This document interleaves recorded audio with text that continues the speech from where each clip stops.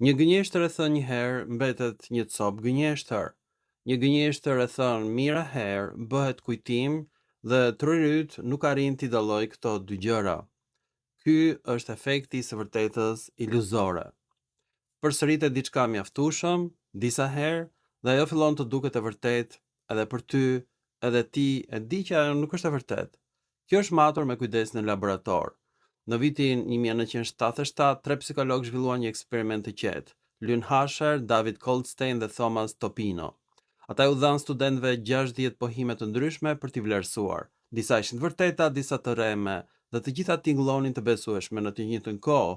Për shembull, kocka e kofshës është kocka më gjatë në trup. Secili student vlerësoi se sa i vërtet i dukej çdo pohim. Pastaj 2 javë më vonë u kthyen dhe e bën përsëri dhe përsëri. Disa pohime ishin krejt të reja çdo herë. Disa përsëriteshin në heshtje. Studentëve nuk ju tregua kurse cilat ishin cilat dhe ja pjesa më shqetësuese e eksperimentit. Pohimet e përsëritura filluan gradualisht të rriteshin në nivelin e besueshmërisë. Të rejat mbeten në të njëjtin nivel. Të përsëriturat u rritën, të vërtetat apo të reme mjaftonin që t'i shije përsëri një pohim dhe ai të dukej më së i vërtet. Faktet nuk ndryshuan kurrë, ndryshoi vetëm përsëritja. Atëherë pse trurit ta bën këtë gjë? Sepse mbështetet tek një shkurtore mendore që quhet rrjedhshmëri, një lloj shkurtimi që përdor truri sa më mirë. Sa më lehtë të përpunohet një mendim, aq më i vërtet të duket. Herën e parë që dëgjon një pohim, trurit duhet të punojë. Herën e dytë ai futet lehtësisht, bëhet i njohur, i rrjedhshëm, dhe truri yt e interpreton gabimisht këtë lehtësi si një sinjal. Kjo duhet të jetë e vërtetë. Njohja të jep ndjesinë e pajtimit, por nuk janë e njëjta gjë. Një gënjeshtër që e ke dëgjuar më parë pranohet më lehtë sesa një vërtet që nuk e ke dëgjuar kurrë. Do të mendoje se njohja e fakteve të mbron, por mezi të mbron. Në vitin 2015, Lisa Fazio e testoi pikërisht këtë. Njerëzit i vlerësuan gënjeshtrat e përsëritura si më të vërteta dhe ato që e dinin se ishin të gabuara. Përsërite, Oqeani Atlantik është oqeani më i madh dhe ajo të mbetet në kokë. Mjaftueshëm për ta përsërishësh edhe një herë dhe njerëzit e sigurt për këtë gjë fillojnë dhe lëkunden. Njohuria është një fakt i vendosur në një raft praktikisht. Rrjedhshmëria është një ndjenjë çasti dhe në atë çast zakonisht fiton vetëm ndjenja. Tani mendo se ku e kalon realisht ditën. Një rrjedh lajmesh që të shfaqet me të njëjtin pohim nga 1000 herë nga njëjta llogari. Ti nuk e kontrolluar kur, thjesht vazhdon ta shohësh.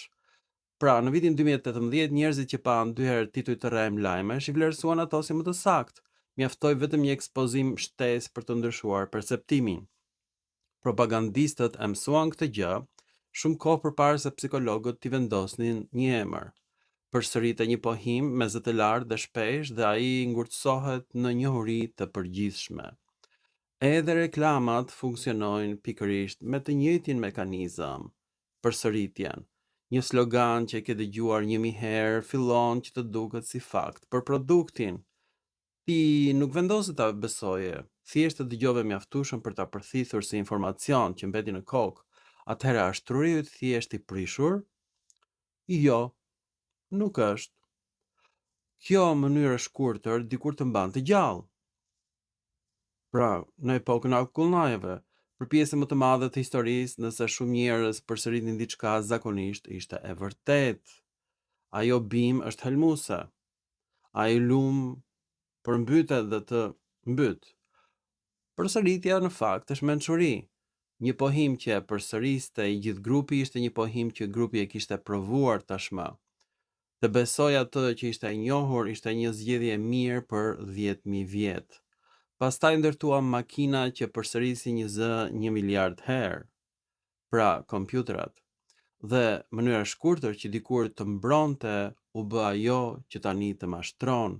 Atëherë si ta luftosh një paragjykim të ngulitur në trurin tënd, cili është mekanizmi mbrojtës, nuk mund ta fshish ndjenjen, por mund të ndalosh së binduri asaj që përsëritet.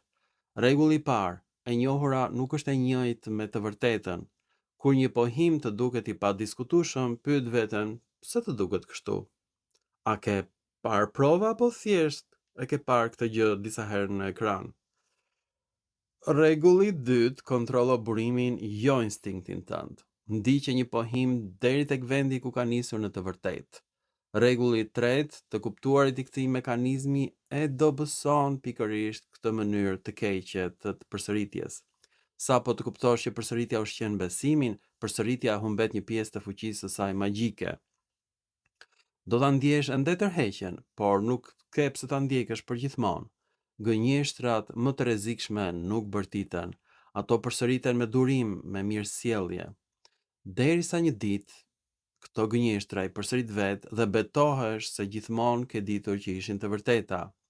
Një gënjeshtër e thënë një herë është gënjeshtër, një gënjeshtër e thënë 1000 herë bëhet pra kujtim. Ruaje portën e mendjes. Jo çdo gjë e njohur është miqësore. Ju falenderoj dhe mirupafshim në filma të tjerë.